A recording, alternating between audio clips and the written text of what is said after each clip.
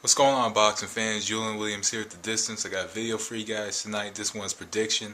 Zab Judah versus Lucas Matthysse. I believe it's how you pronounce Matthysse. Something along those lines. But overall, it's a matchup. It's a IBF and WBO title eliminator. Winner takes on Kaiser Mabuza for a possible shot at the IBF crown if Devin Alexander is stripped of his championship for facing Timothy Bradley in January. So overall, this is an interesting matchup. Say the most, because in this matchup, what a lot of people are wondering is Zab Judah still have it. Zab Judah is getting another opportunity at 140 pounds, a division that he pretty much almost ruled, or you could say he had supremacy at until it was lost to Casa Zoo. It was pretty much his weight division that he ruled, and pretty much started out it was 140 pounds. So he's returning to that weight, and he's taking on a young fighter who really has not really been tested, to be quite honest. Despite facing Vivian Harris, it was a fight that I thought was stopped way too early. Even when he found that opening, I thought it was just early stoppage. Lucas Matthysse, I think honestly, I think this is going to be the ultimate test for him.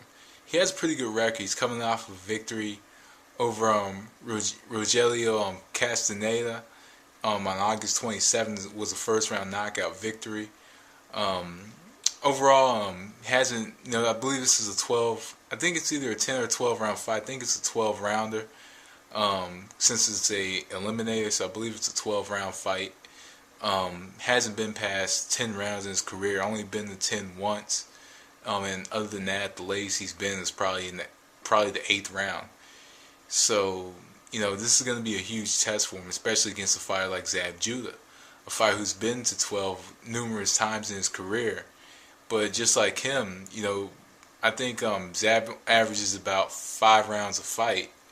If you look on, if you average up all his fights, average amount of rounds his fights last is about 5 rounds. For Matthysse, I believe it's like 3 or 4 rounds. So both of them average about the same amount of rounds if you sum up all their careers. But Zab has fought way more fights than Matthysse has fought. So anyway, going into the fight, this is going to be a lot of questions. Is Matthysse ready, or is he the real deal? And on the other side, does Zab Judah still have it? Is he the changed fighter that he's saying that he is? In this specific fight, Lucas Matthysse in this matchup has to do a little less waiting and begin working. He has to start working very early in this matchup. Zab Judah, I think, in the early goings of the fight, he stays busy. He's going to have to find a way to negate the speed, and that's timing. Timing negates the speed, but at the same time, though, he does throw a lot of shots out of range. He's a lot slower, so he's going to have to. So I think in this matchup, a lot of pressure is going to. I think pressuring Zab Judah consistently can win in this matchup. Pressure him, jab towards the body, have him go back into the ropes. Zab doesn't throw on the ropes.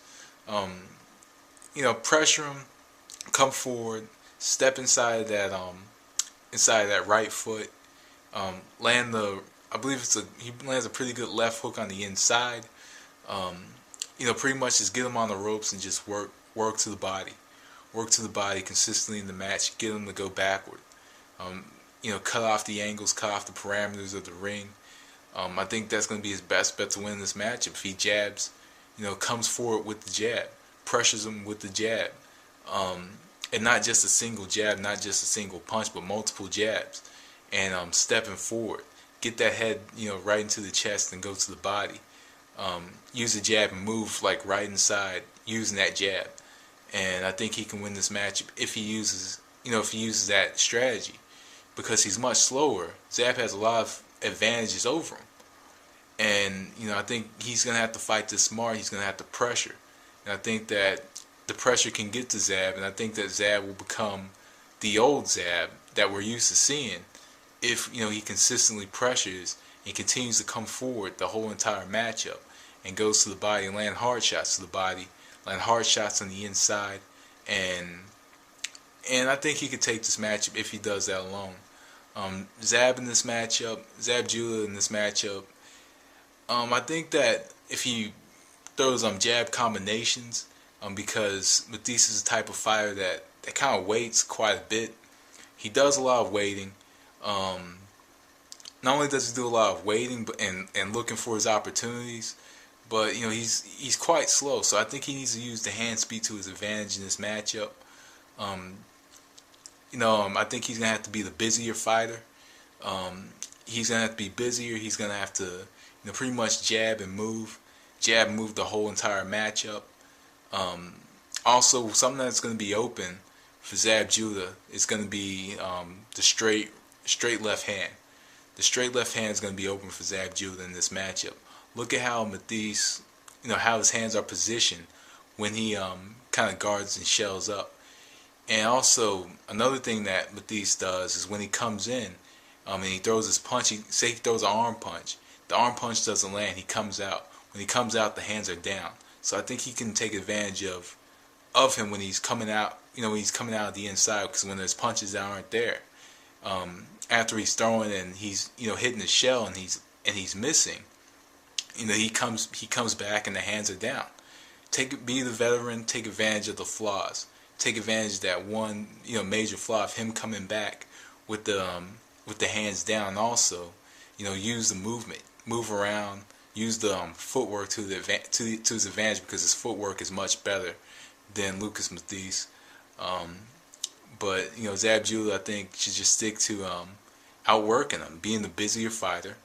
Have a pretty good punch output. Don't punch too much. Because that's what Zab has had a habit of, was just punching too much. But just don't punch too much. Punch when you need to. Say like he's standing in front of you, just punch towards the gloves, move. Just throw maybe 3 or 4 jabs and just move.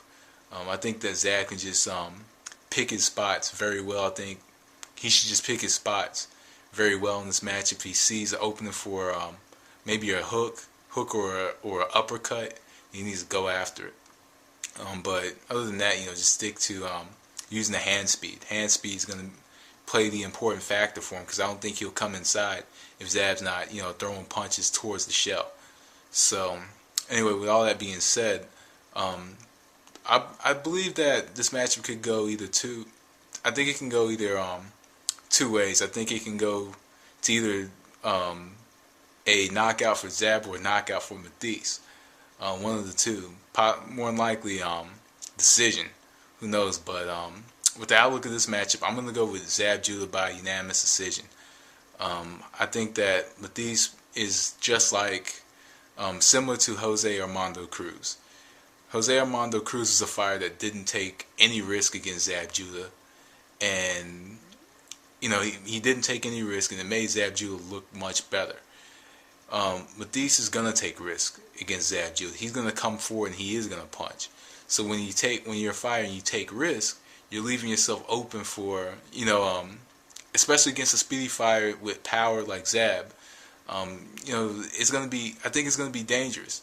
But I think that if Zab is the fighter that I think he is now, if he's buckled down and he's calm, he's poised and he's composed, I think he should take this matchup by a decision. I'm gonna go with Zab Judah, more than likely unanimous decision in this matchup.